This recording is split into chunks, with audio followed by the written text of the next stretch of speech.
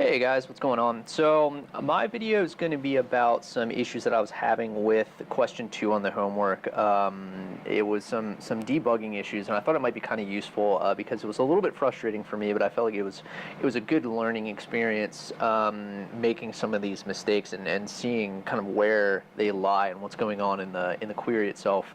So I've copied my answer for question 2. It's not the right answer. I'm going to show you some things that I was doing wrong, and then maybe you can go from there. I didn't want to give away the answer like some of the other videos here, but I feel like it's the most useful stuff at this point to really start looking at this stuff. So you can see that I'm using HCIT, and I'm trying to select the patient ID, last name, first name, where exists these conditions. And part of the thing that was driving me crazy is even when I watched through Professor Beck's video, the Hangout recording of how to approach this question, it seemed like I was doing it exactly the way he was doing it, but clearly I was doing something wrong. And I think here is where a lot of the issue was, because when you think about this statement, select all from labs and person, where, and this is just the join of the two tables, and lab date time as date, this stuff. If I'm including labs and I'm including person, I'm going to get a ton of results that I don't necessarily want. And you can see down here when I run this query, I'm getting all this stuff because in these cases they do exist, and they exist in multiple tables. What we want is not quite that, and we need to be a little bit more specific about what we're selecting here in our exists statement. So here I only want to select from labs where this thing is the case, and then return patient ID, last name and first name, unique values from that table. I'm sorry, from the person table, because this is where these values lie. This thing I think also confused me a little bit, where we include in the subquery the join of the two tables, but I think that ultimately it made a little bit more sense because we had this join inside.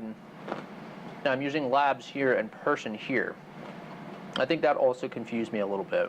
So play with it a little bit on your own. See here, you notice when I do it this way, when I pull from, well, let's see, I have labs here. If I execute this thing,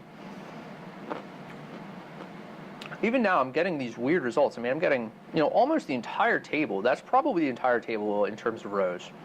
Clearly something is wrong here, and it has to do with the tables that I'm selecting here. I don't want to give away the answer, but I'm going to anyway. Oh, whatever. Just ambiguate that, or re-ambiguate that.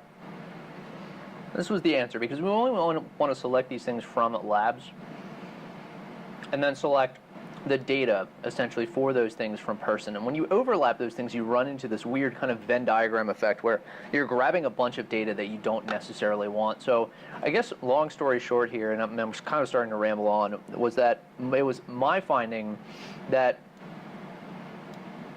thinking about the fact that this subquery, even though just maybe ignoring the fact that we're joining the tables in here, this subquery we want to be very specific as to where, like what things we're grabbing this from and what tables we're grabbing. Because if I say select all from labs where this is the case, say I'm selecting from person, I'm also selecting all from person with these qualifiers, well, maybe that's going to select the whole table, and we need to be really careful about what exactly we're selecting in this thing, especially considering it's a conditional.